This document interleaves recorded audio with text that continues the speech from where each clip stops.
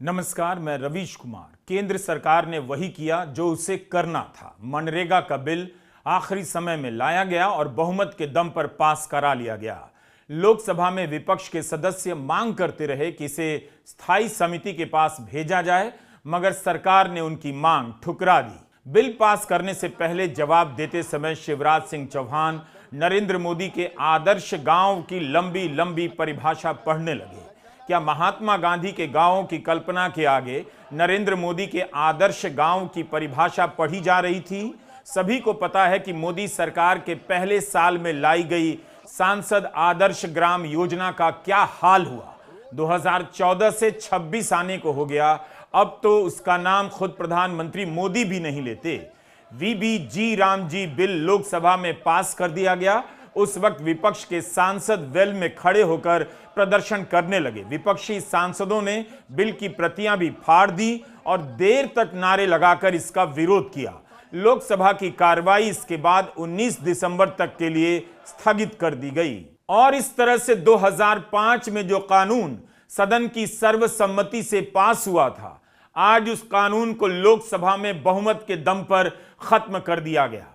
मनरेगा से जुड़े 12 करोड़ मजदूरों तक यह बात ही नहीं पहुंच सकी कि उनका मनरेगा खत्म होने जा रहा है। जो उन्हें काम का हक दिया करता था, जो लोकसभा में पास हुआ, उसमें से जब महात्मा गांधी का नाम ही निकाल दिया गया तो उस बिल में गांधी का आदर्श कितना बचा होगा आप समझ सकते हैं। भारत की जनता के बीच गोदी मीडिया की ऊंची दीवार खड़ी कर आज मजदूरों का हक ले लिया गया। वापस दो। संख्या नहीं थी, मगर विपक्ष के पास आत्मबल था।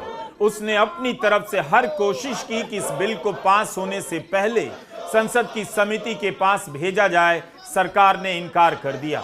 जब से यह बिल पेश हुआ, जनता का ध्यान खींचने के लिए विपक्ष हर दिन संसद परिसर में प्रदर्शन करने लगा, मगर गोदी मीडिया के कारण भारत की जनता को पता नहीं चला कि उसके हक का इतना बड़ा कानून आज गायब हो गया। बिल को पेश करने और पास करने के बीच इतना कम समय दिया गया कि जनता तक बात ही नहीं पहुंच पाई। वो अपनी राय नहीं बना पाई कि मनरेगा में यह बदलाव जरूरी था या नहीं।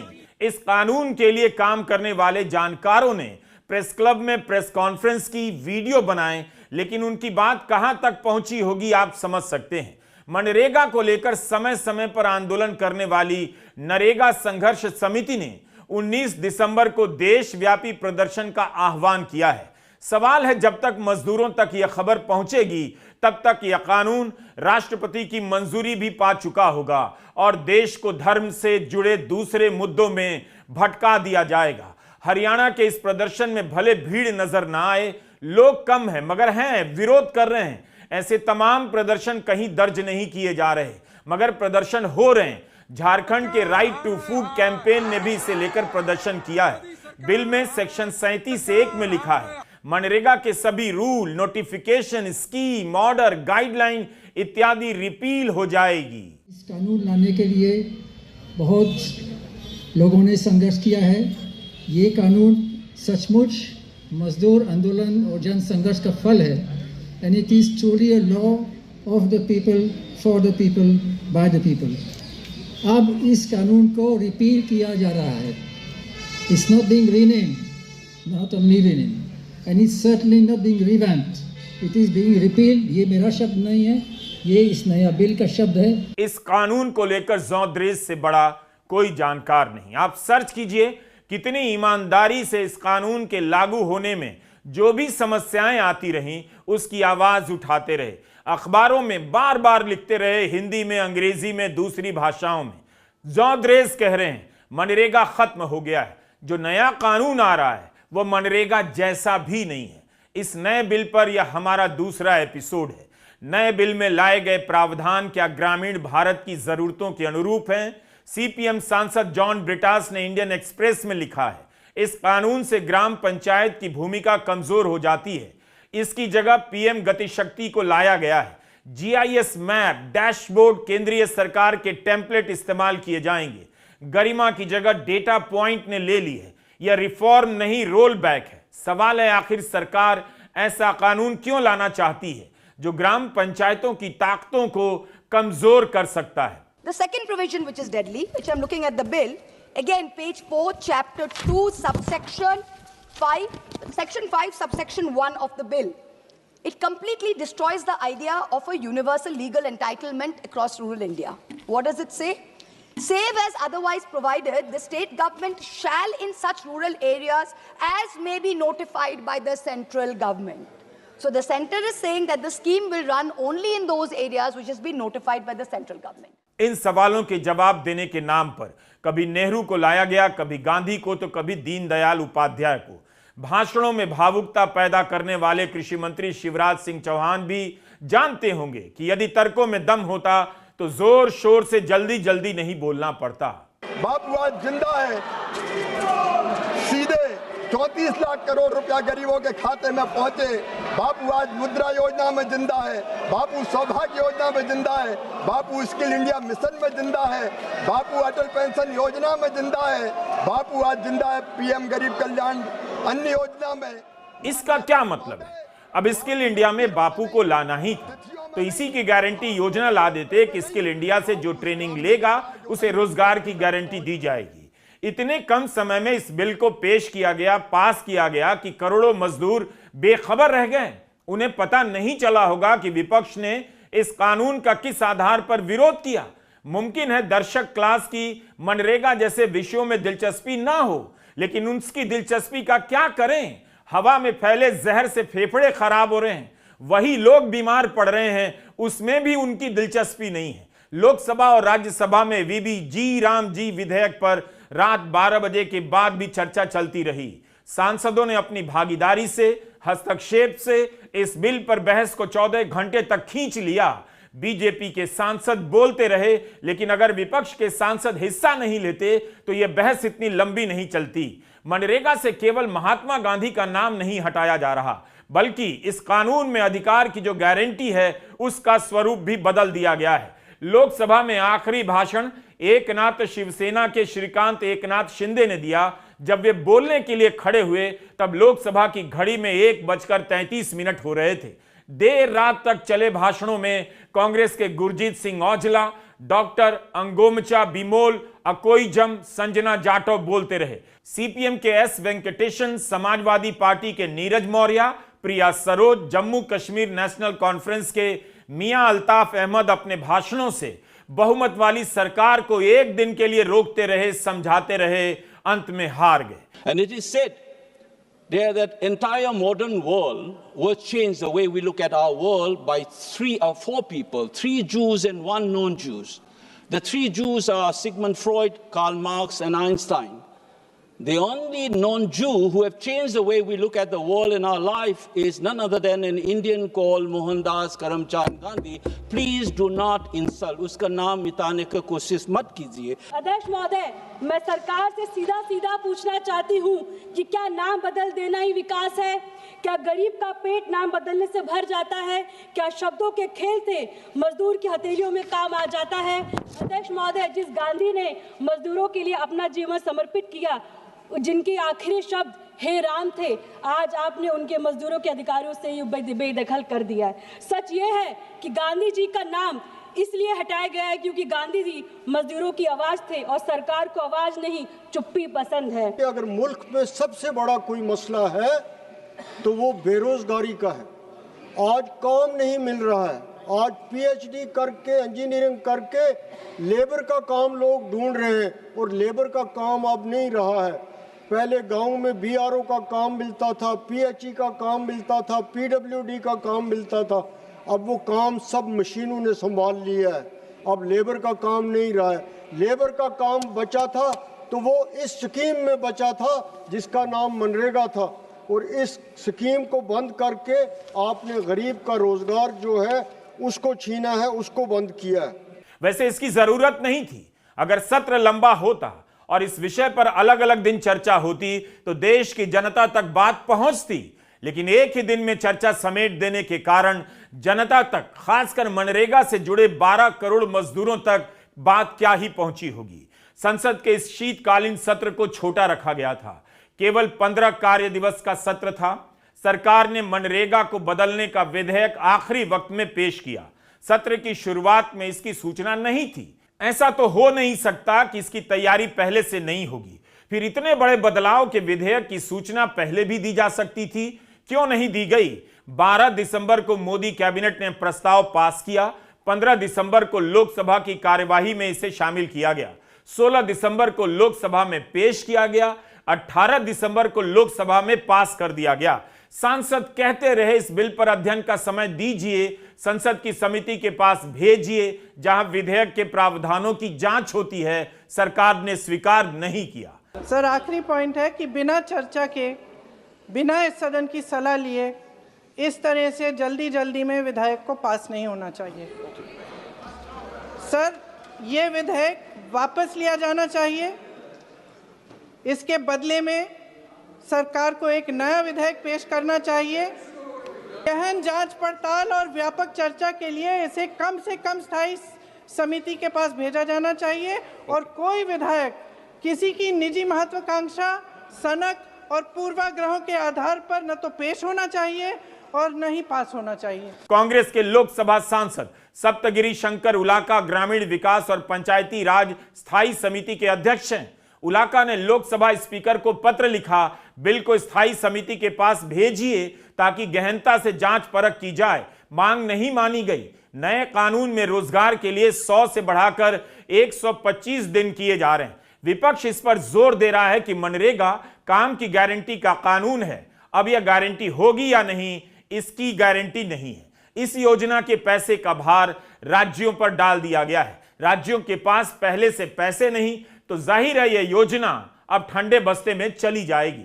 आज बोला है कि पहले था एनआरईजी में 90% सेंटर देगा, 10% स्टेट देगा। अभी वो कर दिया 60 से 60% सेंटर, 40% स्टेट। इसका मतलब क्या हुआ? मतलब ये हुआ कि स्टेट का फिनांसेस ऐसे ही खराब है, तो स्टेट अगर 40% नहीं दे पाएगा तो स्कीम फॉल थ्रू करेगा। ये बहुत ही खतरनाक साजिश है ये स्कीम को खत्म करने के लिए। मैं मांग करता हूँ 125 नहीं 150 दिन काम होना चाहिए गरीबों का। मैं ये भी मांग करता हूँ कि ये डिमांड ड्रिवन स्कीम जो था वो ऐसे ही रहना चाहिए। वो जो बनाने की कोशिश किया शिवराज सिंह जी, वो सप्लाई ड्रिवन स्कीम, उससे पैसा खत्म हो जाएगा तो बंद हो जाएगा। बोला जाएगा गरीब को तुम्हारा पैसा नहीं है। पहले ये था कि गरीब जाके काम मांगेगा, उसको काम मिलेगा। अभी ये नेसेसरी नहीं है। सर, महात्मा गांधी मनरेगा में 90% अनुदान केंद्र से आता था। इस विधेयक द्वारा ज्यादातर प्रदेशों में अब 60% आएगा। इसको घटाया गया है। ओके सर, इससे प्रदेशों की अर्थव्यवस्था पर बहुत भार होगी और खास तौर से ये वे प्रदेश जिनकी अर्थव्यवस्था पहले से ही केंद्र की ओर से जीएसटी के बकाये के इंतजार में है। सर, इस विधेयक द्वारा केंद्र का नियंत्रण बढ़ाया जा रहा है और जिम्मेदारी घटाई जा रही है। सर, जो 100 दिन का अधिकार आपने 125 करने की बात की है, लेकिन इसमें वेतन की बढ़ोतरी, आपकी जो मजदूरी की बढ़ोतरी है, इसकी कोई बात नहीं है। इस बात को समझने की जरूरत है। द हिंदू के डेटा सेंटर और हिंदू बिजनेस लाइन में इसका विश्लेषण छपा है कि वित्त वर्ष 2025 और 26 में मनरेगा के तहत केंद्र ने कुल 86,000 करोड़ का प्रावधान किया। अगर नए कानून के हिसाब से केंद्र का हिस्सा 60% होगा तो उसे 28,667 करोड़ रुपए कम देने होंगे। राज्यों पर 28,000 करोड़ का भार बढ़ जाएगा। द हिंदू के अनुमान के मुताबिक सबसे ज्यादा असर यूपी के मनरेगा के मजदूरों पर पड़ने वाला है, क्योंकि नए कानून के कारण यूपी पर करीब 3,000 करोड़ का भार बढ़ जाएगा। यूपी ग्रामीण राज्य है। मनरेगा के जरिए वित्त वर्ष 25 में 33 करोड़ मानव दिवस के बराबर रोजगार दिया गया। यही नहीं, सरकार दावा कर रही है कि रोजगार के दिवस 100 से बढ़ाकर 125 किए जा रहे हैं, लेकिन असल में क्या 100 दिन भी काम दिया जा रहा है? हिंदू बिजनेस लाइन की रिपोर्ट के अनुसार ऐसा नहीं हो रहा था। प्रति परिवार औसत काम जो दिया गया वो सबसे अधिक 2020-21 में दिया गया 52 दिनों का, तब केंद्र सरकार को 1 लाख करोड़ से अधिक खर्च करने पड़े। यह कोविड का समय था। 2024-25 के साल में केवल 2 दिन कम हुए तो सरकार का खर्चा 1 लाख करोड़ से घटकर 85,000 पर आ गया। जो केंद्र सरकार पहले ही औसतन 50-52 दिन काम दे रही थी, वो आपको 125 दिन का सपने दिखा रही है, इस कानून को बदल रही है। आप सरकार के भाषणों पर गौर कीजिए, सारा जोर 125 दिनों पर है, जबकि सच्चाई है 100 दिन भी काम नहीं दिए गए। उसे पता होगा कि जब 100 दिन भी नहीं दे रहे तो कागज पर 125 क्या 200 लिख दो, क्या फर्क पड़ता है। इस नंबर की हेडलाइन बड़ी हो जाएगी, माहौल बनेगा और माहौल के शोर में मनरेगा का मूल स्वरूप गायब हो जाएगा। और जहां तक मनरेगा का सवाल है, माननीय अध्यक्ष जी, कांग्रेस तो यूपीए तो केवल मनरेगा लेके आई थी, लेकिन 2,13,220 करोड़ रुपया यूपीए की सरकार ने मनरेगा पर खर्च किए थे। हमने 8,53,810 करोड़ रुपया गरीबों के कल्याण के लिए खर्च किए और इस योजना को और मजबूत करने की कोशिश की। और आज भी माननीय अध्यक्ष महोदय, तकलीफ क्या है? 100 दिन की गारंटी के बजाय हम 125 दिन की गारंटी दे रहे हैं। काम 125 दिन की गारंटी देने का काम कर रहे हैं और केवल ये गारंटी कोरी नहीं है माननीय अध्यक्ष महोदय, उसके लिए 1,51,282 करोड़ से ज्यादा रुपए की राशि का प्रावधान किया गया है। यूपीए के समय का बजट और इस समय का बजट दोनों की तुलना में एक बात का ध्यान रखिए, उस समय सरकार का टैक्स कलेक्शन कितना था, इस समय कितना है। आज 8,53,000 करोड़ मोदी सरकार मनरेगा पर खर्च करने का आंकड़ा आपको दिखाती है, लेकिन यह नहीं बताती कि तब भी औसतन 50-52 दिन ही काम दिए गए। उसे इतना बताना चाहिए कि 100 दिन काम कब दिया, यह भी बताना चाहिए कि 125 दिन काम मिलेगा, इसकी गारंटी कैसे सुनिश्चित की गई है। आपको जवाब नहीं मिलेगा। कमाल यह है कि जिस बिल से महात्मा गांधी का नाम हटाया गया, उसी बिल को पेश करते हुए शिवराज सिंह चौहान गांधी के नाम पर लच्छेदार भाषण दिए जा रहे थे। विपक्ष गांधी का नाम हटाने पर बोल रहा था, चौहान गांधी के सपनों की बात करने लगे, गांधी के साथ साथ दीनदयाल उपाध्याय की भी बात करने लगे। पता चल रहा था कि जिस गांधी के आदर की बात हो रही है, उस बात में गांधी कितने हैं और दीनदयाल कितने। महात्मा गांधी हमारे दिलों में बसते हैं और माननीय अध्यक्ष जी, महात्मा गांधी जी का, पंडित दीनदयाल जी का यह संकल्प था, ये देखो कि जो सबसे पीछे है, जो सबसे नीचे है, उनका कल्याण सबसे पहले किया जाए। और हम केवल महात्मा गांधी जी को मानते नहीं है, हम महात्मा गांधी जी की भी मानते हैं और उन्हीं के विचारों पर आधारित, पंडित दीनदयाल उपाध्याय जी के विचारों पर आधारित गरीब कल्याण की कई योजनाएं ये सरकार मोदी जी के नेतृत्व में चला रही है। माननीय अध्यक्ष महोदय, इसके पहले कई रोजगार की योजना आई। एक योजना का नाम था जवाहर रोजगार योजना, बाद में कांग्रेस ने जवाहर रोजगार योजना का नाम बदल दिया, तो क्या पंडित जवाहरलाल नेहरू जी का अपमान हो गया? माननीय अध्यक्ष महोदय, हमारा संकल्प है गरीब का कल्याण और इसमें उसी संकल्प को पूरा करने का हमने प्रयत्न किया है। न केवल गरीब का कल्याण बल्कि उसके साथ गांव का संपूर्ण विकास, जो महात्मा गांधी कहते थे, एक स्वयंपूर्ण गांव, एक स्वावलंबी गांव, एक विकसित गांव का निर्माण, इसका प्रावधान इसमें किया गया है। जी राम जी के नाम से अब यह कानून जाना जाएगा। राम और गांधी के बीच कोई प्रतिस्पर्धा नहीं। गांधी का नाम हटाने के लिए राम का सहारा लिया जा रहा है। बिल का नाम देखकर लगता है जबरन गढ़ा गया होगा ताकि पढ़ने में किसी तरह जी राम जी आ जाए। विकसित भारत गारंटी फॉर रोजगार एंड आजीविका मिशन ग्रामीण, आजीविका जोड़ने की जरूरत नहीं थी। जब आप रोजगार लिख रहे हैं, उसी का मतलब है आजीविका। जिस तरह से स्कूल में आपको मास्टर बताते होंगे ब्लंडर मिस्टेक नहीं लिखना। ब्लंडर का मतलब भी गलती है और मिस्टेक का मतलब भी गलती। आप बड़ी गलती या छोटी गलती में फर्क कर सकते हैं, लेकिन गलती नहीं लिख सकते, ब्लंडर मिस्टेक नहीं लिख सकते। लेकिन जी राम जी बन जाए, इसलिए रोजगार के साथ आजीविका जोड़ा गया। कितनी मेहनत है एक नाम को गढ़ने में, इसी में समय जा रहा है। काम की क्या हालत है जमीन पर, आप बेहतर जानते हैं। शिवराज सिंह चौहान का भाषण सुनिए। महात्मा गांधी का नाम हटाने का तर्क आपको शायद ही संतुष्ट कर पाए।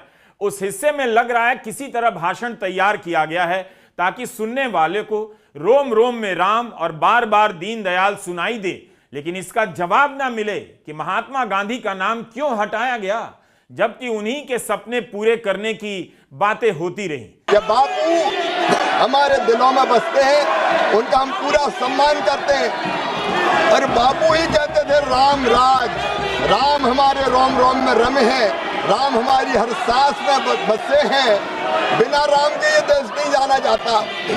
पता नहीं क्यों जी राम जी नाम आ गया तो ये भड़क गए। महात्मा गांधी स्वयं राम राज्य की स्थापना की बात करते थे और उनके अंतिम शब्द भी हे राम थे। बापूजी का पूरा सम्मान करते हुए राम राज की स्थापना मतलब दैहिक दैविक भौतिकता का राम राज काहू नहीं व्यापा। इस देश का कोई भी व्यक्ति महात्मा गांधी जी का अपमान बर्दाश्त नहीं करेगा। मर्यादा पुरुषोत्तम भगवान श्री राम का पूरा देश सम्मान करता है, लेकिन गांधी जी ने भी आखिरी शब्द राम राम कह के गए थे। कम से कम हे राम कह के गए थे। कम से कम उस महात्मा गांधी जी का अपमान नहीं करिए, ये हमारी प्रार्थना है। पूरे दुनिया में जाते हैं आप, गांधी जी की प्रतिमाओं पर माला चढ़ाते हैं और देश के अंदर बापू का अपमान होता है। गांधी राम राज्य की बातें करते थे। राम राज्य उनके लिए कल्पना नहीं थी, एक अवधारणा के रूप में उन्होंने पेश किया। शिवराज सिंह चौहान राम राज की बात करने लगे कि राम राज के लिए यह कानून लाया जा रहा है। माननीय अध्यक्ष महोदय, ये पूरा बिल महात्मा गांधी जी की भावनाओं के अनुरूप है, राम राज की स्थापना के लिए है। किसी को समझ नहीं आ रहा महात्मा गांधी का नाम हटाने के पीछे क्या तुक हो सकता है। क्या सरकार अब इसमें यकीन करने लगी है कि राम का नाम जोड़ देने पर जनता सवाल नहीं करेगी, चुप रह जाएगी? किसी एक योजना का नाम आप बता सकते हैं जिसके जरिए आपको पिछले 10 साल में राम राज का सपना स्थापित करने की कोशिश के रूप में दिखाई देता हो? स्किल इंडिया हो, स्मार्ट सिटी प्रोजेक्ट हो, स्वच्छ भारत मिशन हो, सबकी हालत आप जानते हैं। कोर्ट से लेकर सरकार के एक्शन में आपको राम राज की मर्यादा, उदारता, करुणा, ईमानदारी यह सब देखनी चाहिए। ये कौन सा राम राज है कि जो चंदा देती है उसी कंपनी को ठेका मिलता है, जिसे ठेका मिलता है उसी से चंदा लिया जाता है। भ्रष्टाचार के तमाम आरोपों पर गोदी मीडिया चुप बैठा है, देश झूठ के अंबार पर बैठा है, फिर भी राम राज की बात कैसे कर ली जाती है? महात्मा गांधी को हटाना आपकी बात को केवल महात्मा गांधी का अपमान नहीं है, गुरुदेव रविन्द्रनाथ टैगोर का भी अपमान है, क्योंकि गुरुदेव रविन्द्रनाथ टैगोर महात्मा गांधी का नाम दिए थे। आज मोदी जी ये नाम के खिलाफ क्यों है? क्योंकि गांधी जी का मानने का साजिश में जो लोग थे उसमें एक थे सावरकर, जिसको मोदी जी गुरु करके मानते हैं। तो सावरकर का समर्थक आज गांधी जी का नाम हटाते हैं। सर आखिरी बात यह है सर कि हर योजना का नाम बदलने की जो सनक है ये समझ में नहीं आती है। सर जब जब ये किया जाता है तो सरकार केंद्र को पैसे खर्चने पड़ते हैं। राज्यसभा सांसद मनोज झा ने सभी दलों के सांसदों को पत्र लिखा है, उनसे अपील की है। मनरेगा का कानून सभी दलों की सहमति से आया था, इस कानून को इस तरह खत्म नहीं होने देना चाहिए। मनोज झा के पत्र को आप उन्हीं की आवाज में सुन सकते हैं। प्रिय साथियों, हम में से अनेक लोगों को अपनी पाठ्य पुस्तकों का पहला पन्ना आज भी स्मरण होगा, जिस पर गांधी जी का ताबीज अंकित था। उन्होंने हम सबसे अपील की थी कि हमें सबसे गरीब और सबसे कमजोर व्यक्ति को हमेशा स्मरण करना चाहिए और ये प्रश्न स्वयं से पूछना चाहिए कि जो निर्णय हम लेने जा रहे हैं क्या वह उस व्यक्ति के किसी काम आएगा, क्या उसके जीवन पर उसका नियंत्रण लौट आएगा। गांधी जी का भरोसा था कि यदि यह कसौटी पूरी हो जाए तो हमारे सभी संदेह स्वतः दूर हो जाएंगे। यह ताबीज सार्वजनिक जीवन के हर निर्णय का मार्गदर्शक होना था। आज मैं इसी सिद्धांत को ध्यान में रखकर आपको लिख रहा हूं। 15 दिसंबर 2025 यानी इस वर्ष सरकार ने महात्मा गांधी राष्ट्रीय ग्रामीण रोजगार गारंटी अधिनियम को निरस्त कर उसके स्थान पर विकसित भारत गारंटी फॉर रोजगार एवं आजीविका मिशन ग्रामीण विधेयक 25 लाने का प्रस्ताव किया। लोकसभा में कल देर रात तक चर्चा हुई है। अब यह विषय हमारे सदन के समक्ष आए तो मैं आप सभी से इस कदम का विरोध करने की अपील करता हूं। और यह अपील किसी दलगत राजनीति से प्रेरित नहीं है। मनरेगा 2005 में सभी प्रमुख राजनीतिक दलों के समर्थन से पारित हुआ था। उस समय संसद ने एक साझा संवैधानिक दायित्व को स्वीकार किया था कि गरिमा के साथ काम का अधिकार हमारी लोकतांत्रिक व्यवस्था का अभिन्न अंग है। संविधान का अनुच्छेद 41 राज्य को निर्देश देता है कि वह काम का अधिकार सुनिश्चित करे और बेरोजगारी तथा अवांछित अभाव की स्थिति में सार्वजनिक सहायता प्रदान करे। मनरेगा ने इस निदेशक सिद्धांत को एक न्यायोचित और कानूनी गारंटी के रूप में रूपांतरित किया। प्रस्तावित विधेयक इस गारंटी को खत्म करता है, बल्कि यूं कहूं इसका कत्ल करता है। सरकार का दावा है कि नया ढांचा 100 के बजाय 125 दिन का रोजगार प्रदान करेगा। यह दावा ही भ्रामक है। मनरेगा जहां मांग आधारित कानून था, वहीं नया विधेयक रोजगार को केंद्रीय आवंटन और प्रशासनिक विवेक पर निर्भर बना देता है। इसका दायरा सार्वभौमिक कतई नहीं रह जाता, बल्कि केवल उन क्षेत्रों तक सीमित कर दिया जाता है जिन्हें केंद्र सरकार अधिसूचित करेगी। ऐसे समय में जब अपर्याप्त वित्त पोषण के कारण मनरेगा श्रमिकों को औसतन केवल 50 से 55 दिन का ही काम मिल पा रहा हो, अतिरिक्त दिनों का वादा बिना सुनिश्चित संसाधनों के विश्वसनीय नहीं लगता। और फंडिंग पैटर्न का बदलाव अपने आप में चिंता का विषय है। इसके अतिरिक्त जो मैंने कहा कि प्रस्तावित लागत साझेदारी व्यवस्था, जिसमें राज्यों को 40% व्यय वहन करना होगा, कई राज्यों पर असहनीय वित्तीय बोझ डालेगी। इसका परिणाम अनिवार्य रूप से बहिष्करण, असमान क्रियान्वयन और रोजगार के अवसरों में संकुचन के रूप में दिखेगा, जो एक राष्ट्रीय रोजगार गारंटी की योजना की मूल भावना के विपरीत है। कई राज्यों में तो ये बंद करने का एक अप्रत्यक्ष तरीका हो जाएगा। मनरेगा में कमियां रही हैं, हम हमेशा मानते हैं, पर वो कानून की नहीं, क्रियान्वयन की विफलताओं का परिणाम था। 2 दशकों में इस कानून ने संकट के समय करोड़ों परिवारों को सहारा दिया, महिलाओं की श्रम बल में भागीदारी बढ़ाई, ग्रामीण आजीविकाओं को मजबूती दी और सबसे बढ़कर काम को अनुग्रह नहीं बल्कि अधिकार के रूप में स्थापित किया। इसे कमजोर करने के बजाय और सशक्त किया जाना चाहिए था। न जाने कौन से निर्देश पे सरकार काम कर रही है। बिना व्यापक परामर्श और सहमति के इसे निरस्त करना सुधार नहीं, बल्कि संवैधानिक दायित्व से, उत्तरदायित्व से पीछे हटना है। अतः मित्रों, मैं आप सभी से साथी सांसद के रूप में लोकतांत्रिक सहमति और नैतिक स्पष्टता से जन्मे इस कानून की रक्षा करने की अपील करता हूं। आइए हम इस सिद्धांत के साथ खड़े हों कि हर हाथ को काम मिले और हर काम को गरिमा मिले।